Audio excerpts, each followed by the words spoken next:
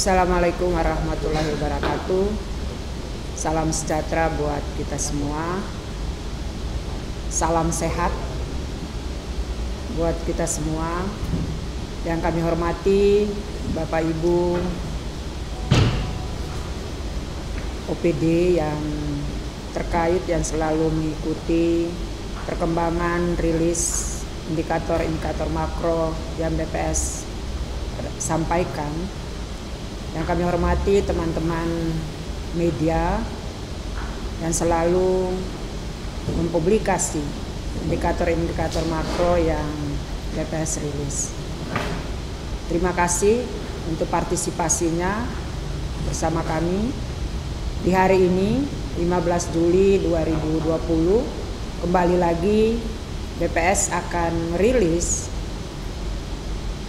beberapa indikator. Yang pertama terkait kemiskinan Papua Barat kondisi bulan Maret 2020 dan ketimpangan pendapatan atau Gini ratio untuk Provinsi Papua Barat.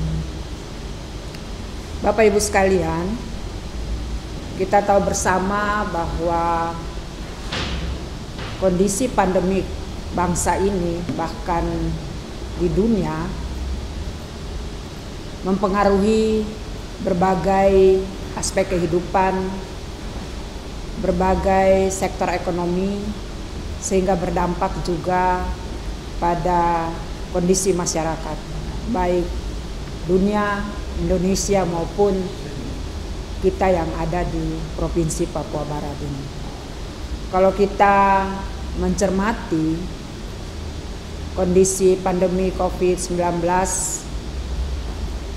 dari awal, kita tahu bahwa pandemi atau COVID-19 ini terjadi di negara di Wuhan, Cina. Kemudian pada awal Februari kondisi ini juga terjadi di Indonesia, ya. Ketika 2 Maret itu terdapat 2 orang yang positif COVID di Jakarta, kemudian juga merambat ke berbagai daerah. Bapak Ibu sekalian, kondisi kemiskinan yang akan kami rilis hari ini yaitu kondisi pada bulan Maret. Perlu saya informasikan bahwa pelaksanaan survei di bulan Maret, yaitu Susenas, itu berlangsung pada tanggal 1 sampai 18 Maret. Kita tahu bersama ketika kondisi pandemik terjadi di negara ini, beberapa daerah mulai berlakukan karantina, ya, PSBB. Di Papua Barat sendiri diberlakukan beberapa aturan, ya, regulasi yang dikeluarkan oleh pemerintah daerah untuk mencegah penularan COVID ini.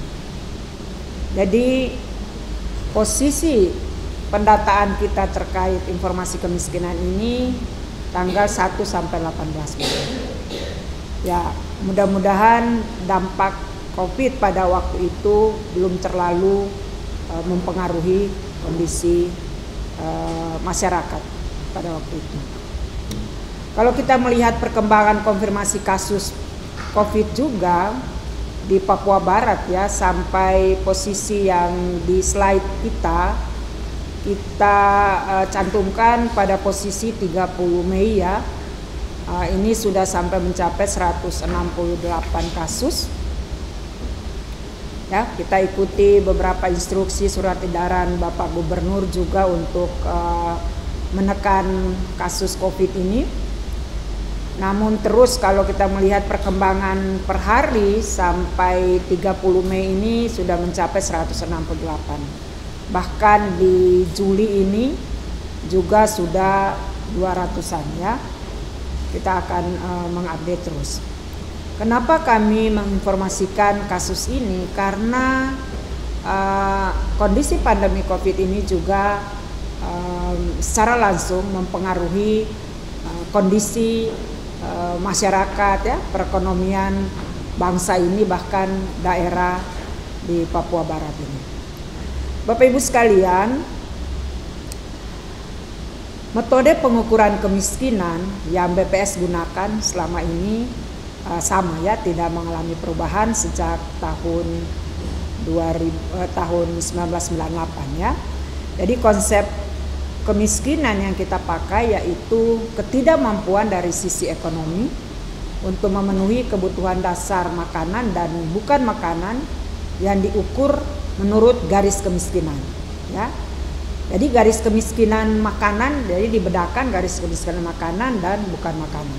Jadi garis kemiskinan makanan itu nilai pengeluaran kebutuhan minimum makanan setara 2100 kilokalori per kapita atau per orang per hari ya. Sementara garis kemiskinan bukan makanan adalah nilai minimum pengeluaran untuk perumahan, sandang, pendidikan, kesehatan, dan kebutuhan pokok bukan makanan lainnya. Jadi, penduduk miskin adalah penduduk yang memiliki rata-rata pengeluaran per kapita per bulan di bawah garis kemiskinan. Jadi kalau garis kemiskinannya sekian, ya kalau rata-rata pengeluaran per orang atau per kapita per bulan itu di bawah garis kemiskinan, ya penduduk itu di kategori miskin. Tapi kalau dia di atas, di kategori tidak miskin. Dengan demikian, Bapak Ibu sekalian, Papua Barat mencatat kondisi Maret 2020 penduduk miskin di Papua Barat sebesar 21,37%. 21,37% atau setara dengan 208.580 orang atau jiwa ya. Saya ulangi, penduduk miskin Papua Barat pada kondisi Maret 2020 sebesar 21,37% atau setara dengan 208.580 orang atau jiwa di posisi Maret 2020. Angka ini bila dibandingkan dengan posisi September 2019 yang kita rilis juga angka kemiskinan mengalami penurunan sebesar 0,14 poin. Sebesar 0,14 poin atau mengalami penurunan sebesar 0,14 poin bila dibandingkan juga dengan bulan Maret sebelumnya. Bulan Maret sebelumnya ini juga mengalami penurunan ya, mengalami penurunan secara presentasi mengalami penurunan. Namun secara absolut, jadi tadi kalau Maret terhadap Maret itu mengalami penurunan sebesar 0,8%. Tadi Maret terhadap September mengalami penurunan sebesar 0,14% ya. Nah, tetapi secara absolut atau secara jumlah penduduk miskin di Papua Barat mengalami pertambahan sebesar 990 orang ya.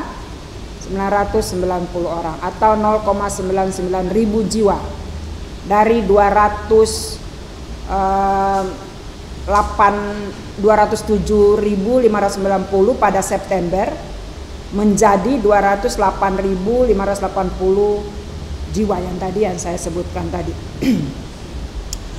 Baik, jadi secara presentasi kita naik, tapi secara absolut ada penambahan ya, ada penambahan 990 orang yang miskin. Nah, faktor-faktor apa saja yang mempengaruhi tingkat kemiskinan di posisi Maret 2020 ini?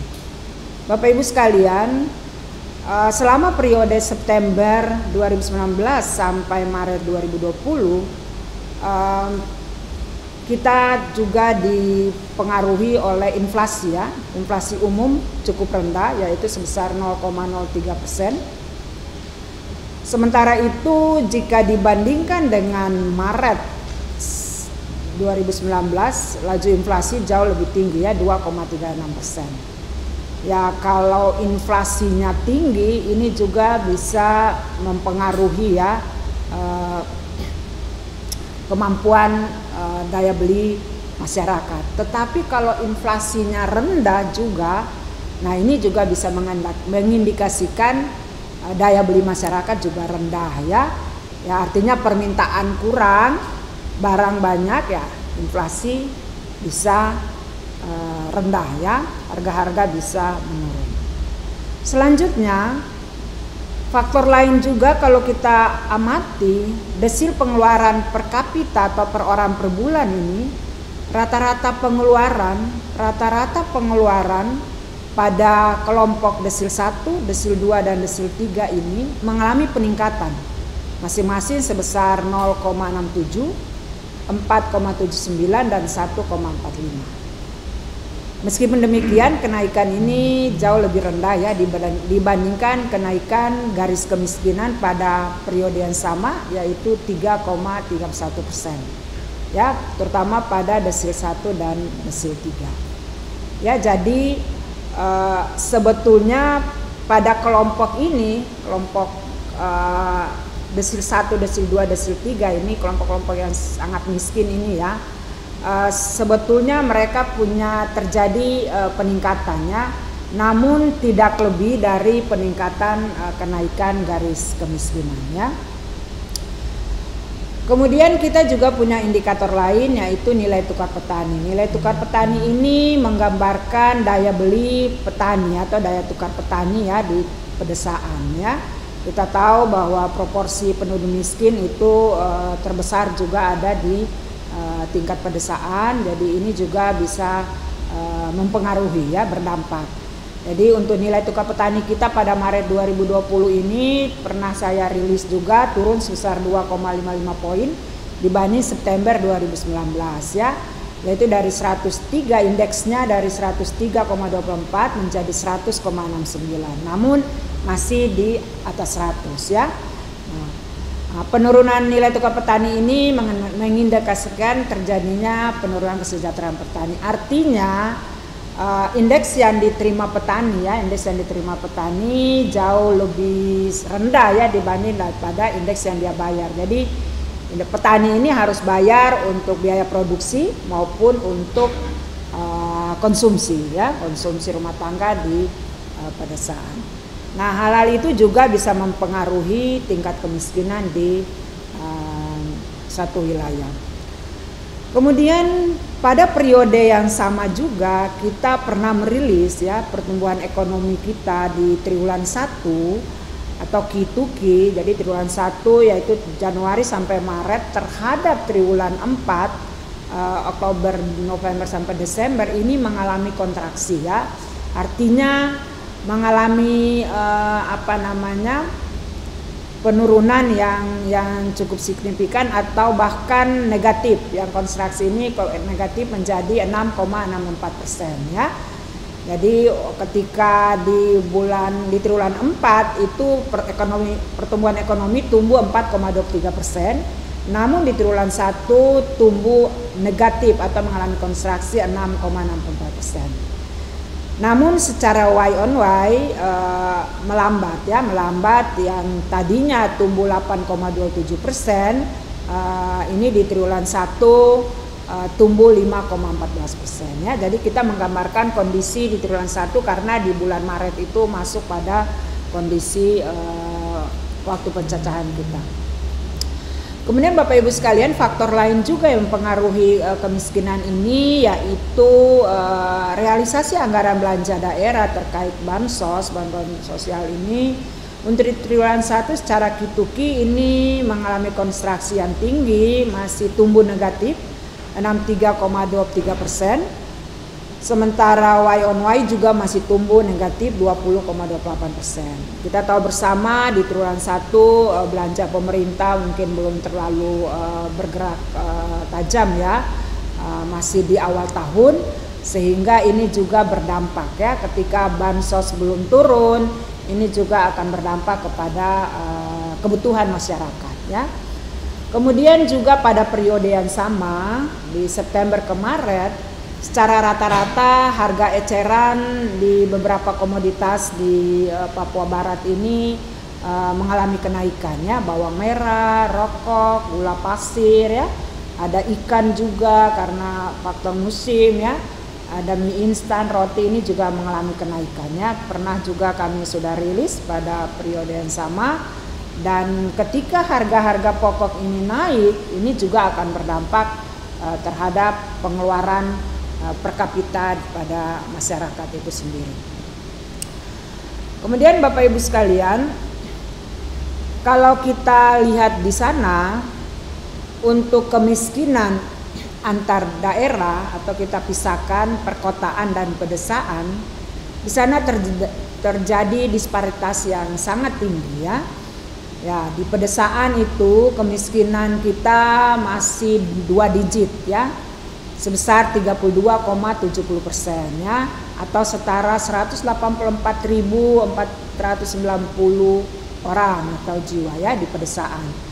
Sementara di perkotaan tercatat hanya 5,85% penduduk miskinnya, atau setara dengan 24.009 orang ya.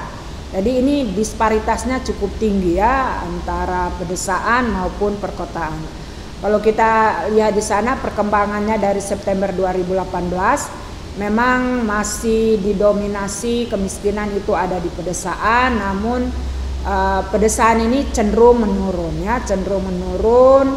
Kalau perkotaan fluktuasi, terkadang naik, kemudian turun, kemudian naik lagi.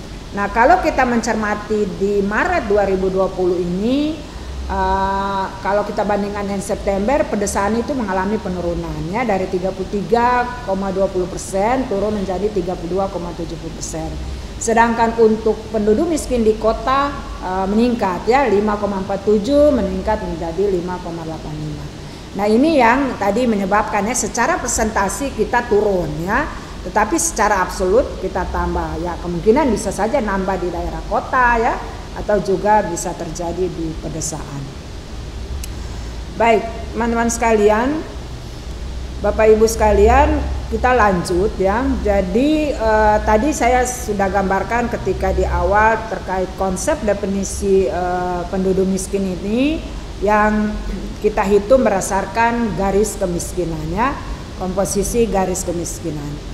Jadi garis kemiskinan selama periode 2019 Maret 2020, garis kemiskinan untuk Provinsi Papua Barat ini naik sebesar 3,31%. Ya, dari Rp591.336 per orang atau per kapita per bulan pada September 2019 naik menjadi Rp610.888 per kapita per bulan pada Maret 2020 ya. Nah, jadi garis kemiskinan kita ini naik nih ya, naik. Nah, kemudian kita akan lihat peranan komoditi makanan terhadap garis kemiskinan ini jauh lebih besar dibanding komoditi bukan makanan ya. Jadi posisi kita ya masih lebih besar ya, kebutuhan konsumsi itu masih tinggi di makanannya. Jadi 75,88% itu garis kemiskinan makanan, sedangkan sisanya hanya 24,12% itu garis kemiskinan bukan makanan ya. Jadi kalau kita amati periode Maret 19 ke Maret 2020 ini mengalami kenaikan ya, 6,55%. Begitupun September ke Maret mengalami kenaikan. Ya, jadi kenaikan garis kemiskinan ini di September ke Maret jauh lebih kecil dibandingkan Maret ke Maret ya. Jadi kalau kita bandingkan Y on Y itu Maret dengan Maret masih jauh lebih tinggi kenaikan garis kemiskinan ini. Baik, kemudian kita melihat tadi sumbangan konsumsi makanan jauh lebih tinggi dibanding bukan makanan, tadi 75,88%. Kita melihat di sana bahwa sumbangan komoditi makanan apa saja yang sangat mempengaruhi terhadap garis kemiskinan ini ya. ada 5 komoditas utama yang mempengaruhi baik di perkotaan maupun di pedesaan ya. Kalau di perkotaan ini beras dengan persentase 17,87%. Kemudian nomor 2 rokok ya, rokok kretek filter. Kemudian ikan kembung, telur ayam ras dan roti ya. Sedangkan di pedesaan polanya agak berbeda ya, walaupun beras rokok nomor 1 2, sedangkan di pedesaan itu beda ya, daging babi di pedesaan justru ada lebih tinggi 3,43%. Tadi di kota ikan ya, sedangkan berikutnya gula pasir dan telur ayam ras. Nah ya, jadi ini beberapa sumbangan komoditi makanan terhadap garis kemiskinan. Jadi memang beras masih merupakan komoditas yang unggul ya untuk garis kemiskinan ini. Kemudian rokok. Nah ini juga kalau kita melihat pola konsumsi ini juga nggak begitu bagus. Jadi kalau beras saja harganya meningkat atau rokok ini sangat mempengaruhi garis kemiskinan ya. Jadi peran komoditi beras dan rokok ini masih mendominasi ya, baik untuk daerah perkotaan maupun pedesaan. Kemudian kalau untuk bukan makanan, sumbangan komoditi untuk bukan makanan kita lihat di sana perumahan ya, baik untuk kota maupun pedesaan sama. Listrik nomor 2 untuk perkotaan, nomor 3 untuk pedesaan, dan bahan bakar bensin juga masih merupakan komoditi tertinggi untuk komoditas bukan makanan ya. Oke. Jadi kita lihat bahwa sumbangan komoditas makanan terhadap garis kemiskinan di daerah pedesaan ini hampir 80% ya, 78,84%, lebih besar dibanding di perkotaan yang hanya 71,99% ya. Kita tahu bersama bahwa pola hidup, pola makan juga masyarakat perkotaan dengan pedesaan itu kan jauh berbeda ya. Sebaliknya sumbangan komunitas bukan makanan terhadap garis kemiskinan di daerah pedesaan itu 21,16%, jauh lebih kecil ya dibandingkan di perkotaan. Kemudian Bapak Ibu sekalian, kalau kita lihat tadi garis kemiskinan per kapita dan garis kemiskinan per rumah tangga tadi ya, untuk Papua Barat sebesar, kalau garis kemiskinan per orang atau per kapita ini sebesar 610.888 rupiah ya. Jadi jangan kita berpikir bahwa kalau 610.000 kita bagi 30 hari ya pasti nggak cukup ya, itu per orang. Kadang-kadang kita makan per hari juga itu nasi bungkus misalnya, itu sudah habis. Tapi ini rata-rata ya, rata-rata garis kemiskinan per kapita. Untuk Papua Barat kita mencatat dari seluruh provinsi ini angka garis kemiskinannya berbeda-beda. Next, angka garis kemiskinannya berbeda-beda antar provinsi ya. Jadi untuk Papua Barat kita sebesar 610.888 rupiah. Kalau misalnya kita asumsi dalam satu rumah tangga itu ada 4 orang ya, 4 atau 5 orang ya, untuk garis kemiskinan per rumah tangga miskin ya, per rumah tangga miskin ini mendapat untuk Papua Barat 3,4 juta rupiah dalam satu rumah ya. Nah, jadi kalau misalnya dengan UMP kita itu 3,1 juta. UMP ini per orang ya, artinya misalnya karyawan lah, satu orang dia dibayar dengan 134.600 rupiah ya. Nah, jadi kalau misalnya satu rumah tangga pendapatannya ya, ini kan asumsinya kita pengeluaran, pendapatannya di bawah 3,4 juta ya, dia di kategori miskin ya, dia di kategori miskin ya. Jadi kalau kita melihat beberapa daerah, misalnya DKI saja garis kemiskinannya jauh lebih tinggi 680.000, sedikit di atas kita, tetapi dia punya UMP-nya 4,2 juta ya. Ini masing-masing daerah berbeda-beda. Ya. Bapak Ibu sekalian, kemudian kalau kita bandingkan juga ya, bandingkan penduduk miskin antar provinsi, ini memang disparitasnya masih tinggi ya, disparitasnya masih tinggi. Kita masih berada pada posisi kedua ya, penduduk miskin yang tertinggi ya, terbanyak ya, setelah Papua. Papua nomor 1, kita nomor 2, 21,37% ya.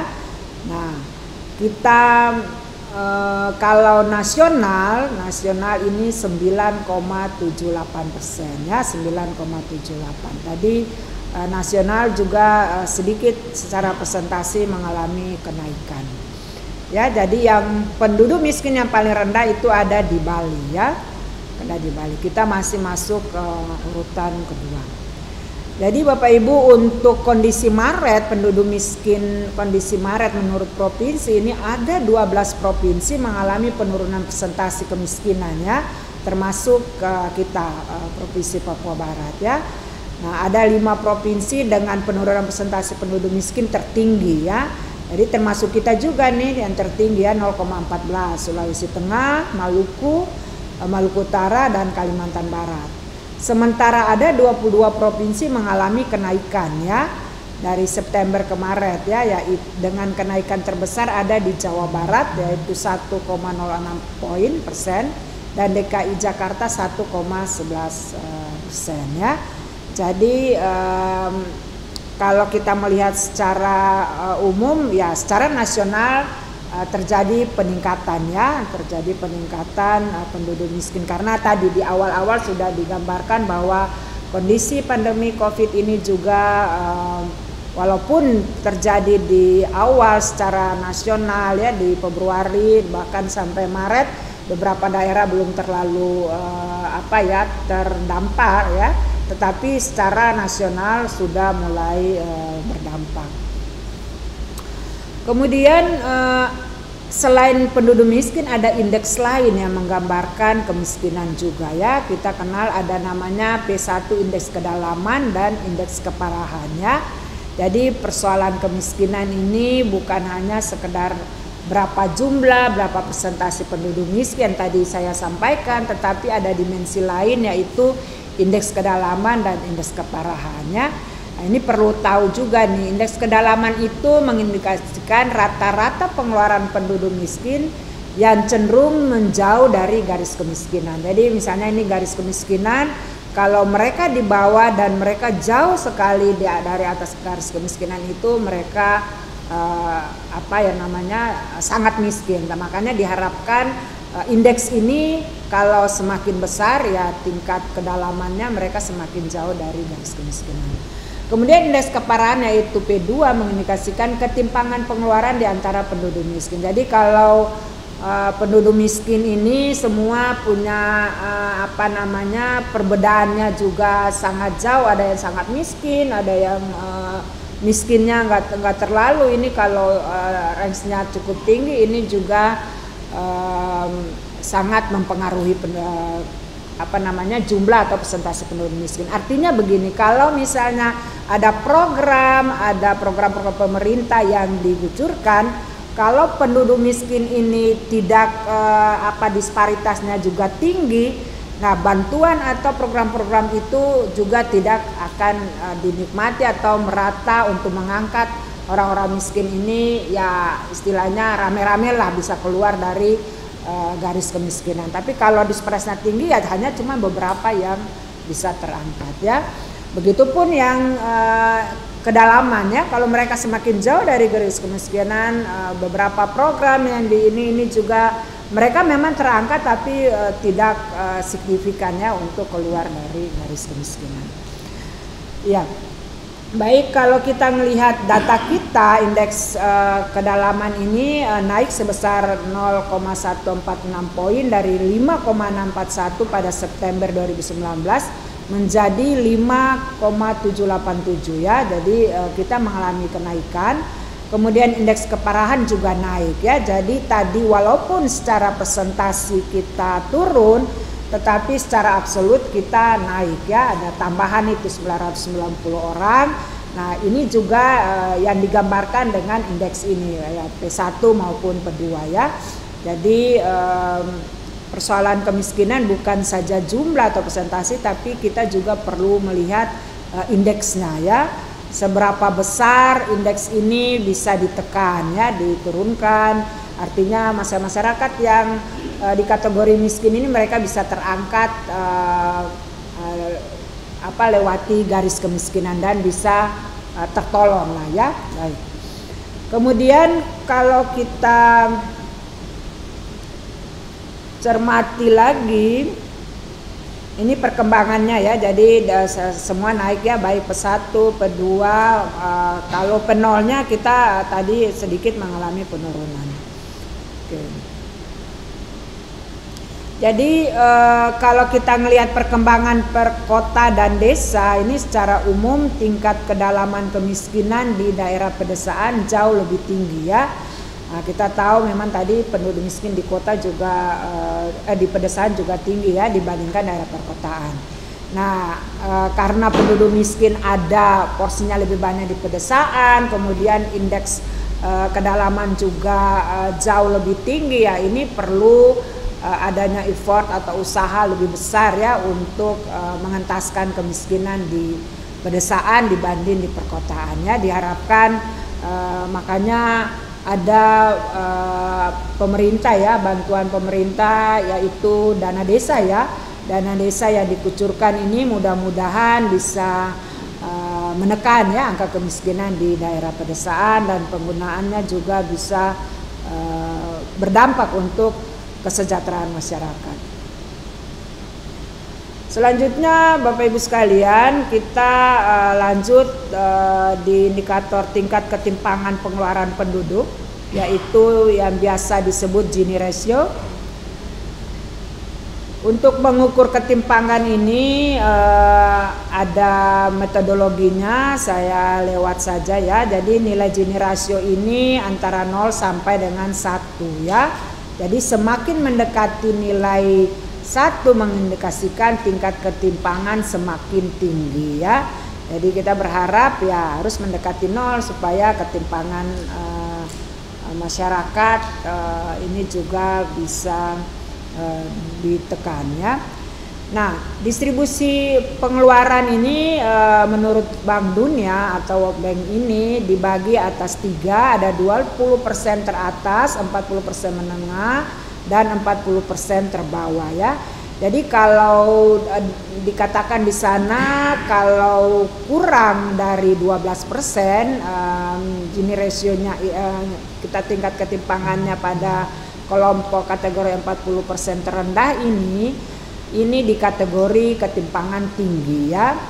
Selanjutnya pada kategori 40% terendah jika berada pada 12 sampai 17% itu ketimpangan sedang ya. Jadi jika proporsi pengeluaran penduduknya berada pada kategori 40% terendah, ya ada 12 sampai 17%. Nanti kita lihat Papua Barat ini kategori ketimpangan sedang atau rendah atau tinggi. Kemudian kalau ketimpangan rendah dikatakan ketimpangan rendah jika proporsi pengeluaran penduduk yang berada pada kategori 40% terendah adalah lebih dari 17% ya. Itu distribusi menurut World Bank ya atau Bank Dunia. Ya. Gini rasio untuk Papua Barat ya, kalau kita melihat periodenya ya pada kelompok penduduk presentasi terbawah, jadi kita fokus melihat yang penduduk 40% terbawah saja nih ya. Nah di perkotaan itu sebesar 20,95 ya, distribusi pengeluarannya 20,95%, sedangkan pada pedesaan itu 15,33 ya, 15,33. Secara total Papua Barat pada kelompok penduduk 40% terbawah itu sebesar 16,87. Jadi kalau tadi kita melihat kategori Bank Dunia kita berada pada ketimpangan sedang ya 12 sampai 17% ya. Tuh, pada ketimpangan sedang. Kemudian kalau kita melihat Gini rasionya, ini Gini rasionya fluktuasi ya, kadang ya berkisar di sekitar 0,320 untuk perkotaan, kemudian pedesaan masih tinggi 0,414 dan secara total 0,382. Ya, kalau kita melihat ini fluktuasi di Maret 2019 Gini rasio kita 0,386. Kemudian September 0,381 dan naik lagi 1 poin 0,382 ya. Kita berharap ke depan Gini rasio ini bisa ditekan dengan berbagai program yang ada sehingga pendapatan masyarakat juga tidak terlalu timpang ya. Keseimbangan atau disparitasnya juga tidak tinggi, sehingga program-program apa saja yang diturunkan oleh pemerintah ini bisa berdampak untuk masyarakat. Kemudian kita lihat lagi faktor-faktor apa saja yang mempengaruhi ketimpangan pengeluaran penduduk tadi ya. Nah, secara total kenaikan pengeluaran per kapita pada kelompok menengah lebih cepat dibanding kelompok bawah dan kelompok atas ya. Kita tahu ya kelompok menengah ini bisa sangat ini ya, apalagi terutama daerah perkotaan ya. Kalau daerah pedesaan ini memang tumbuhnya malah negatif ya. Jadi secara total ini pertumbuhan pengeluaran per kapita September sampai Maret ini untuk pada 40% terbawah tumbuh 1,57%, kemudian 40% menengah tumbuh 4,14% dan 20% teratas tumbuh 2,54% ya. Tetapi kalau di perkotaan ini tidak terlalu beda jauh ya, ada tumbuh 6%, 5,8% dan 4,77% untuk kelompok 20% ke teratas. Namun di pedesaan pada kelompok 40% menengah ini justru mengalami pertumbuhan yang negatif ya, 0,15 ya. Kita berharap fokus kita pada 40% terbawah ini ya. Jadi ini ada mengalami kenaikan juga ya pada pedesaan. Kalau kita bandingkan Gini rasio per provinsi ya, terdapat 8 provinsi yang Gini rasionya di atas Indonesia termasuk Papua Barat ya. Jadi kita masih di atas. Di atas itu bukan berarti bagus ya. Jadi Gini rasio itu harus lebih kecil ya. Jadi kita di atas nasional ya, nasional ini 0,381 ya, kita 0,382. Kemudian Gini rasio tertinggi itu tercatat di Jogja 0,434 dan terendah di Bangka Belitung ya. Jadi kalau misalnya Gini rasionya rendah, ini artinya pendapatan masyarakat itu ya, pendapatan pengeluaran masyarakat itu disparitasnya tidak terlalu tinggi. Jadi ya semua mirip-mirip sama lah istilahnya gitu, nggak ada yang sampai terlalu kaya banget dan terlalu miskin ya. Jadi itu yang diharapkan ya, ketika suatu wilayah punya pendapatan yang merata, ini ada kucuran-kucuran program pemerintah, ini sangat mudah sekali untuk memperbaiki kehidupan masyarakat setempat.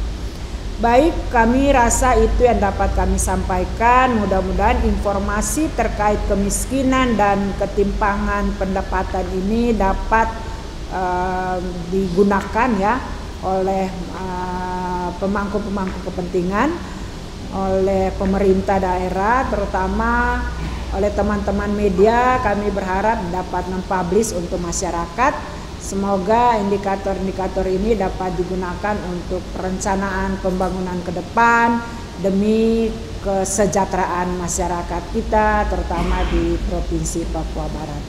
Sekian, terima kasih. Wassalamualaikum warahmatullahi wabarakatuh. Salam sejahtera buat kita semua.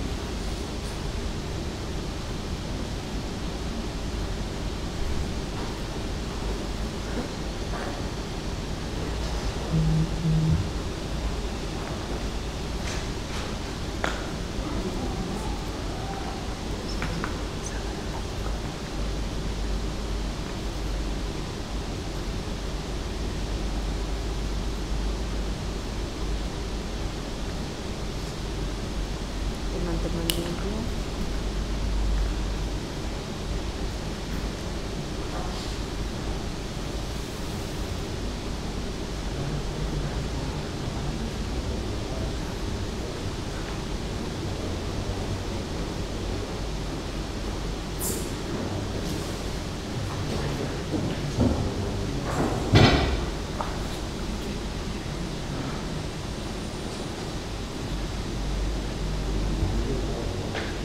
Sudah